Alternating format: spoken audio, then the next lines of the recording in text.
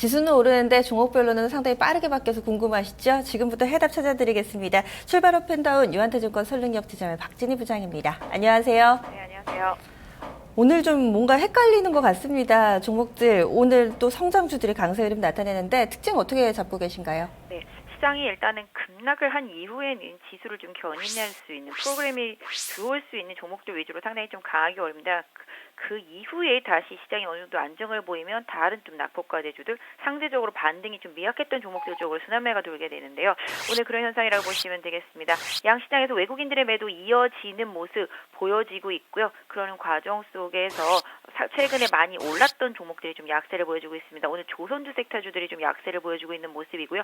역시 건설주 섹터주들이 좀 약세를 보여주고 있습니다. 어제 프로그램 매수 때문에 상당히 많이 올랐던 섹터라는 점 다들 아실 것 같습니다. 오늘 엔화 약세가 이어지면서 자동차 섹터들도 조정에 들어가는 모습 보실 수가 있겠습니다. 반대로 코스닥 쪽에 기관 매수가 들어오기 시작하면서 낙폭 과대주들이 고르게 반등하고 있습니다. 오늘은 코스닥 그동안 많이 빠졌던 종목들이 대부분 다 오른다고 보시면 되겠습니다.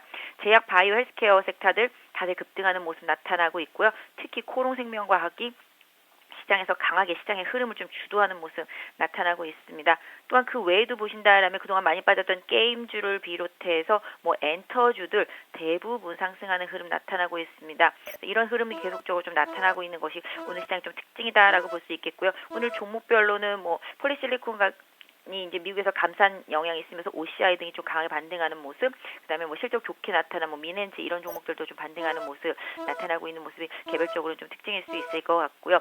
그동안 조금 많이 빠졌다 싶었던 화장품 섹터주들까지도 1.5% 반등에 좀 가담하는 모습, 그다음에 GS홈 쇼핑도 외국계에서 강한 배당을 요구했다라는 뉴스가 있었는데 불구하고 상당히 좀 강하게 다시 또 추가적으로 올라가고 있다라는 점도 개별적인 특징이 될 수 있을 것 같습니다. 제약바이오가 오늘 강합니다. 이 코롱생명과학이 주도하고 있다 얘기해 주셨는데 이 부분부터 좀 체크해 보겠습니다. 어떤 관점으로 대응해 볼까요? 네, 오늘 코롱생명과학의 상승세는 이유가 있습니다. 코롱그룹의 지배 구조를 재정비하면서 코롱이 보유하고 있던 티슈진 지분을 코롱생명과학에다 넘기고 코롱생명과학이 그걸 받고 난 다음에 제3자 유상증자 이런 부분을 통해서 다시 자신들의 또 지분을 코롱 쪽에서 보유하는 그런 부분들을 좀 넘어가기 때문에 코롱생명과학의 가치가 더 올라간다라고 그럴까요? 이런 좀 전략적인 방안 얘기들이 좀 나오면서 이런 부분들이 주가에 상당히 좀 강하게 영향을 미쳤습니다. 오히려 코롱생명과학보다는 과거에 좀 코롱이 더 지분 가치가 높았었는데요. 이렇게 된다라면 코롱이 좀 가치가 높아진다라는 시장의 좀 판단이 있는 것 같습니다. 아직 뉴스에 내용이 나온 거는 아닌데요. 그런 얘기가 아침에 좀 강하게 지면을 통해서 좀 돌았습니다. 그러다 보니까 주가가 좀 강하게 올라오고 있는 모습입니다. 일단 코롱생명과학 20만 원 정도까지 1차적인 좀 반등 보시고요. 돌파하는지 여부 좀 확인하시는 전략이 좋을 것 같고요. 코롱생명과학 외에 다른 제약 바이오 섹터주들도 워낙 많이 빠졌기 때문에 기술적인 대응 이어가시면 될 것 같습니다. 그리고 폴리실리콘 얘기도 잠시 좀 해주셨잖아요. OCI를 필두로 해서 태양광주도의 흐름도 양호한데요. 좀 연속성 기대해 볼 수 있을까요? 일단은 폴리실리콘도 그동안 좀 과부하가 걸렸던 섹터죠. 일단 미국 쪽에서 어느 정도 감사한 얘기가 나오면서 OCI도 좀 반등을 하고 있습니다. 유가가 올라오면 다 좋아집니다. 그러다 보니까 그전에도 말씀드렸던 해외 상사주들도 좋았다고 말씀을 드렸지만 근데 OCI 같은 경우도 태양광 쪽이기 때문에 역시 태양광 유가가 올라오면 가치가 올라가게 되어 있습니다.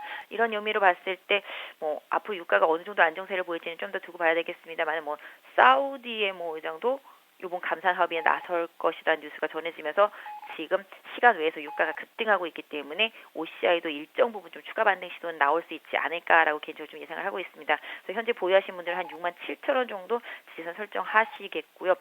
만약에 추가로 들어가시는 분들이라면은 단기적으로 많이 가면 한 8만 원 정도, 짧게 가면은 한 7만 3, 4천 원 정도 예상하시는 그런 대응을 좀 하시는 게 좋지 않을까. 일단 수급 자체가 아주 좋아진 상태는 아니기 때문에 바닥권에서의 좀 기술적 반등으로 보시고 거래량 좀 확인하시면 좋겠습니다. 거래량이 많지가 않습니다. 네.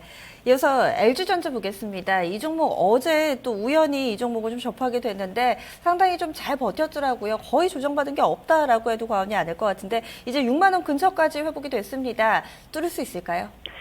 네, LG전자 휴대폰 백색 가전으로만 모두 생각을 해서 LG전자가 실적이 나올 때마다 그 기대감을 하나도 부응을 못하는 그런 모습이었습니다.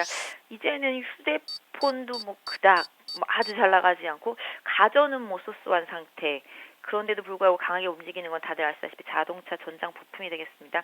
자동차 부품 쪽에 대한 기대감이 이어가고 있습니다.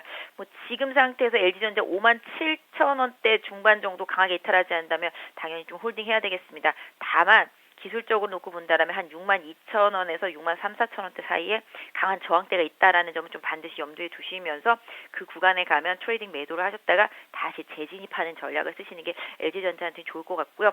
LG전자의 전장 부품 LG 이노텍도 만들고 있습니다. 바닥권에 있는 오히려 이노텍 쪽도 한번 자동차 부품 쪽에서 생각해 보시는 전략 비껴서 생각하면 답이 되지 않을까 싶습니다. 네. 그리고 사이즈 작은 이런 개별주들도 오늘 장 초반부터 상당히 좀 활발하게 움직이는 종목군들이 눈에 띕니다. 키스톤 글로벌은 뭐 중국 쪽과의 관련된 뉴스 나왔고요. 그리고 또 네이처셀도 개별 뉴스 가지고 현재 좀 급등하는 것 같은데요. 이런 빠르게 움직이는 종목군들은 어떻게 대응하는 게 좋을까요? 네, 개별주들은 뭐 사실 진입해 있지 못하면 어렵습니다. 키스톤 글로벌도 미국에서 들여오는 석탄의 아시아 판권을 모두 가지고 있기 때문에 이런 부분들이 또 유가 상승에도 영향을 좀 받았을 거라 생각하고 있고요. 중국 관련 뷰티타운 개발 이런 부분들도 역시 주가에 좀 영향을 주면서 급등 출발했습니다만 장 초반부터 거래량 실리면서 음봉이 나타나고 있습니다. 일단 갭 상승한 만큼 갭을 메꾸는 일정 부분에 좀 조정도 필요한 상태인데요. 일단 뭐 보유하신 분들이라면 한 1,140~150원 요 정도를 좀 마지노선으로 좀 설정해 보실 필요가 있을 것 같고요. 단기 트레이딩 하시는 분들이라면은 아마 아침권에 좀 매도하셨으면 좋지 않을까 싶은데요. 아직도 일단 보유하고 있다라면은 방금 말씀드린 1,150원권을 좀 지지선으로 설정하시는 게 좋을 것 같고요. 오늘 장 초반부터 네이처스를 상당히 좀 급등하는 모습이었었습니다. 상한가까지 갔었는데요. 지금 플러스 17%대까지 내려와 있는 상태가 되겠습니다. 역시 이 종목도 개별 뉴스가 있었죠. 일본의 줄기세포 치료제 수출한다라는 뉴스가 있었습니다. 개별 종목들도 많이 빠지다 보면 이런 뉴스들이 나오면 상당히 좀 급등하는 그런 흐름들이 좀 많기 때문에 보유하신 분들은 그런 부분들을 좀 잘 활용하셨으면 좋겠는데요.